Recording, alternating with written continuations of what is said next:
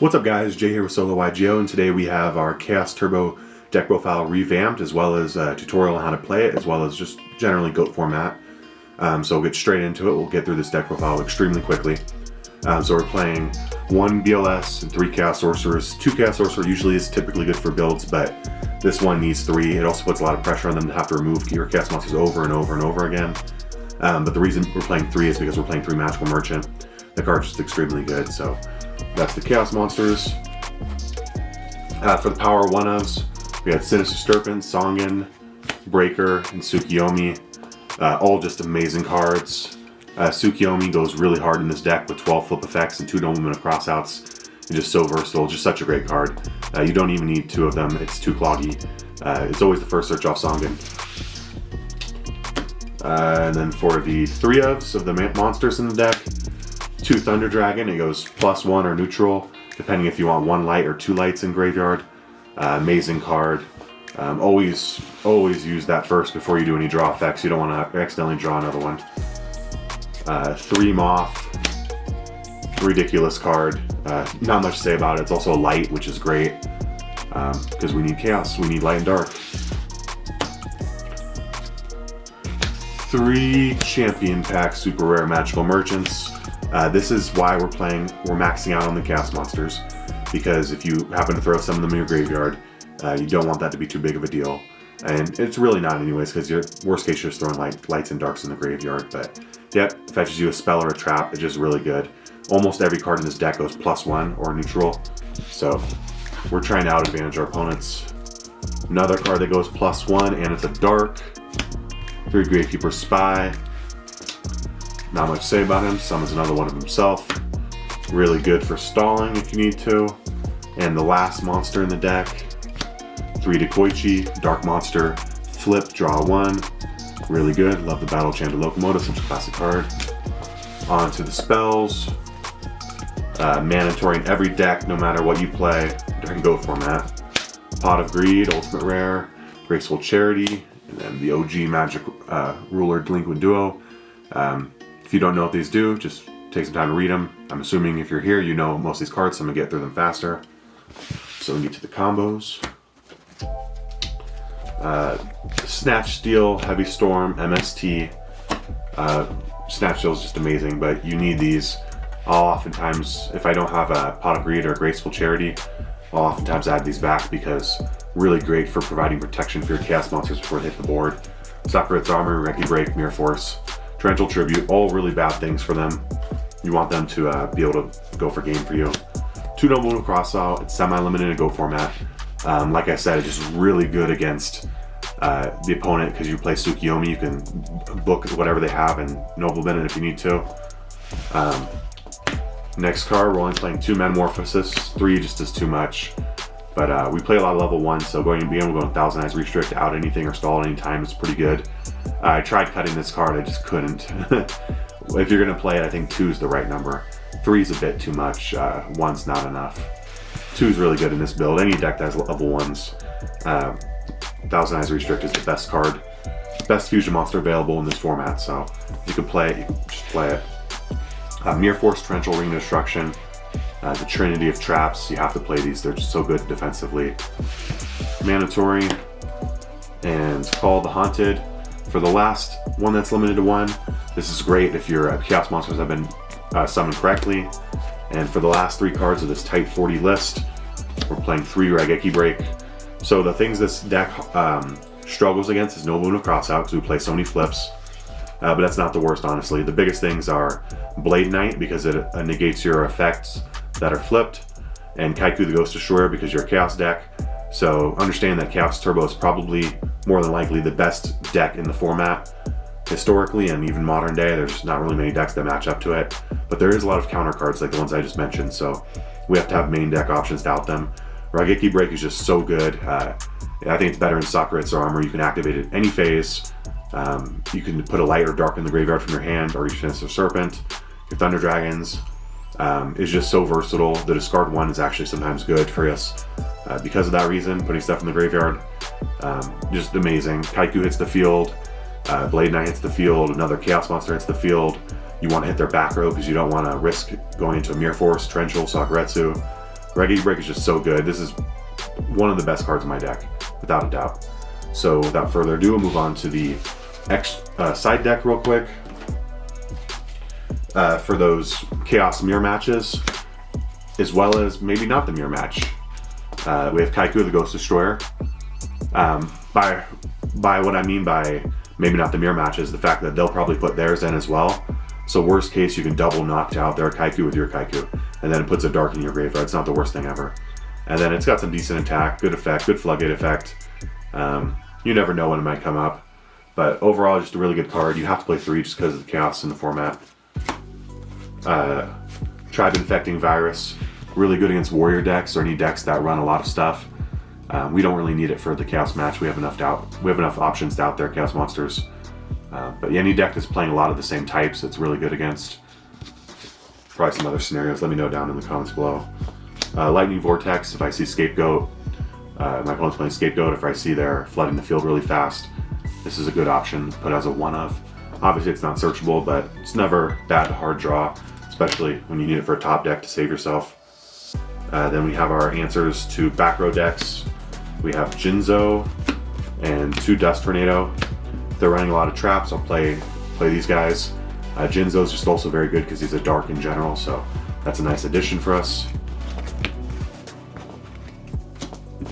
And then we have our draw cards. We have Reckless Greed and 3 Jar of Greed. These are just really good post side deck since they know that we play a lot of traps. Because these can bait Heavy Storm, MST. They might put in some extra Dust Tornadoes. If they put in Jinzo, oh well, but yeah, it's just really good for baiting stuff. You can put like a 1 Raigeki Breakdown and like 2 Jar of Greeds or Reckless and a Jar of Greed. And they think they're getting a big investment into their Heavy Storm, but really they're just trading with the Raigeki Break. And you're gonna go draw your cards to get your cards back. Then you bait out their Heavy Storm for the rest of the game, so that's pretty good. And then Solemn Judgment. It's really nice against the Chaos matchups, just because it says no to BLS or Chaos Sorcerer hitting the field, and I really like that. Yeah, we typically have an answer to those anyways, but if we really are facing a really good build of Chaos, you'd probably put in these 3, Kaiku, and your draw cards. The Jar of Greeds and Reckless Greeds, because the Jar of Greeds and Reckless Greeds will allow you to see Kaiku faster, or Solemn Judgment faster, and then thin your deck to also find your Chaos Monsters faster, so yep, we would just prioritize those in the mirror match. There's a bunch of cards you can cut in the deck that start mandatory. You can start taking out ratios of stuff. Yep, that's it for the side deck. We'll go through the extra deck really quick. We're just going to go through the important ones. We play every level because we play Snatch Steal, so you can run everything in your deck.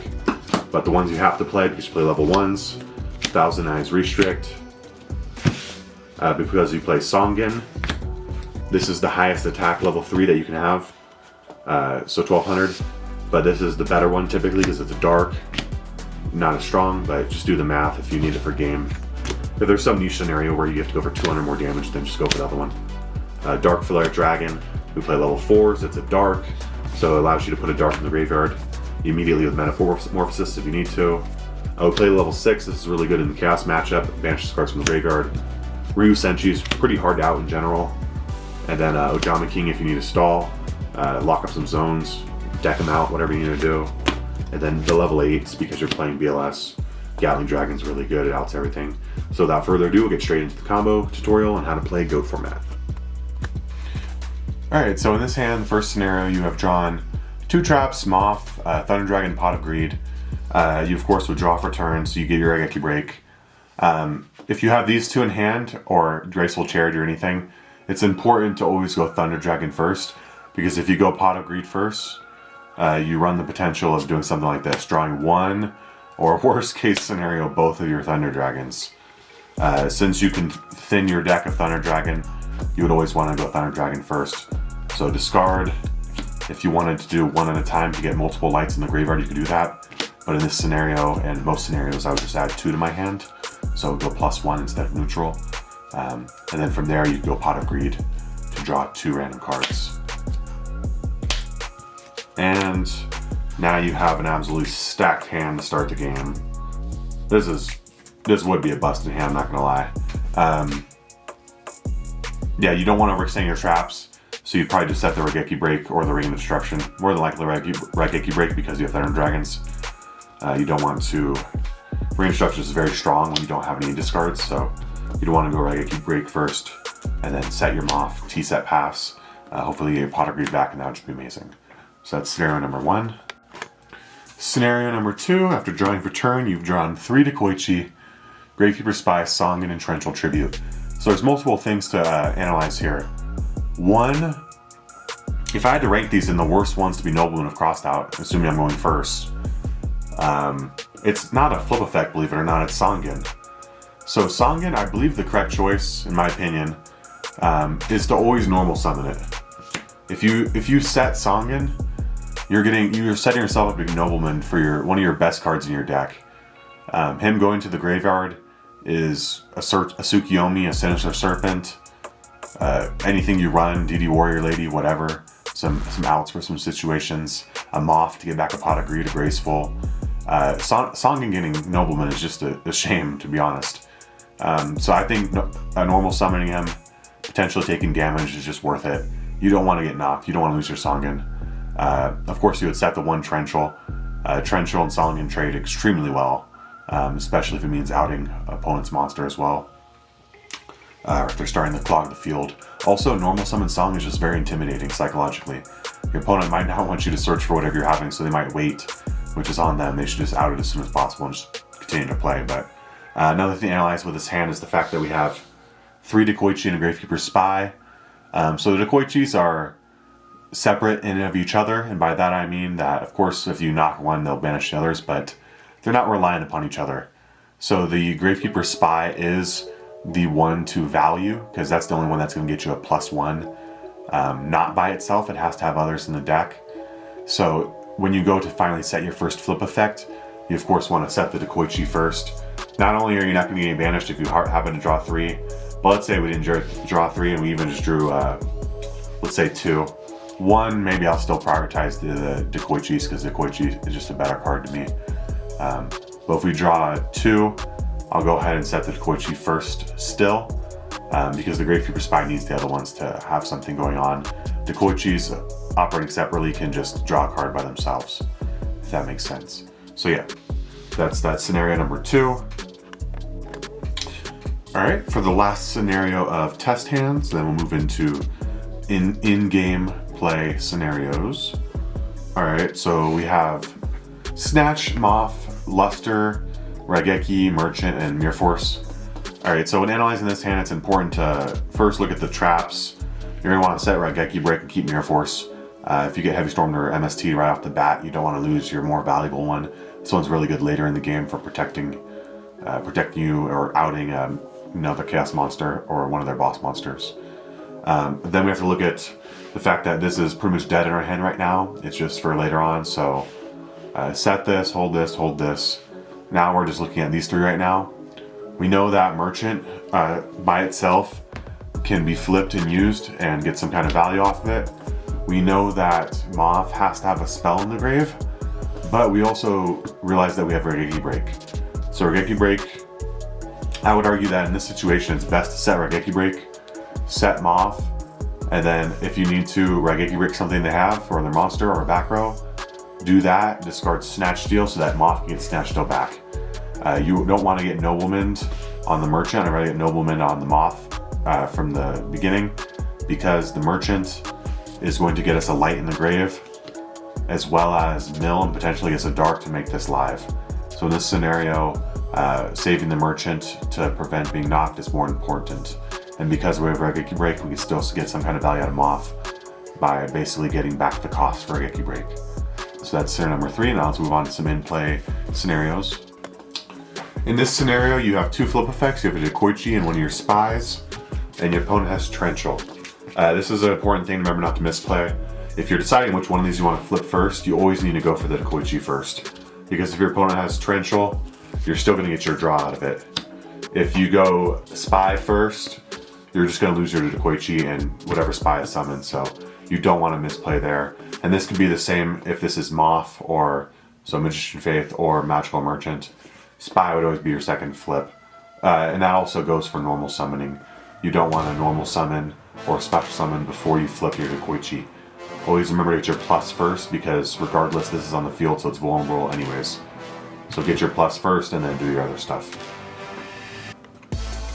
In this scenario, your opponent is activating MST or Heavy Storm or even Dust Tornado, and you have a set Call of the Haunted, and it's going to be blown up by either MST or Heavy Storm. But somewhere deep in your grave, you have a Songen at the bottom. It's important to always check your graveyard, and this could be a common misplay if you forget. You're going to want to chain the Call of the Haunted, bring back Songen, so that way when the Call of the Haunted is destroyed, your song gets destroyed and you get the search off of it. Just something very important to remember. In this scenario, you have a set Gravekeeper Spy and a Nobleman in hand. Your opponent also has a set monster on their side of the field. Before you go in Nobleman, their face down, you're going to want to flip your Spy first. Because of how common Spy is in the format, you don't want to have your other Spies banished before he can even get any kind of damage. If they banish a Spy of their own, you're going to lose all your Spies and he's not going to get his +1. Just something important to remember. Alright, before we end the video, we're going to briefly talk about the siding patterns and when you put in or take out when you're playing different decks. So let's say we're playing the Chaos Turbo Mirror with as many traps as me. Alright, so the cards you really have to put in are going to be Jinzo and 3 Kaiku. So in this scenario, you would have to take out 4 cards, of course. So you're going to want to take out 1 Chaos Sorcerer and 1 Merchant. You want to keep the ratio of darks to lights pretty similar. So we're going to take out 3 darks and 1 light, put in 4 darks. It's not that far off. But because we're taking out 1 Merchant, we can take out 1 Chaos Sorcerer, because the odds of us milling these becomes less. So 1 Chaos Sorcerer, 1 Merchant, 1 Spy, and 1 Dekoichi. Because if they actually side Nobleman Crossout instead of maining it like everyone probably should, they're going to realize we have a lot of flip effects. So now we've just decreased our odds of getting majorly hurt by flip effects as well by a lot less. Jinzo's really good. And then let's say we're playing Chaos Warrior with all the Chaos monsters and then BLS. It would be pretty much the same thing, but instead of Jinzo, you can put in a Tribe Infecting Virus and 3 Kaiku, and it would be the exact same monsters being removed.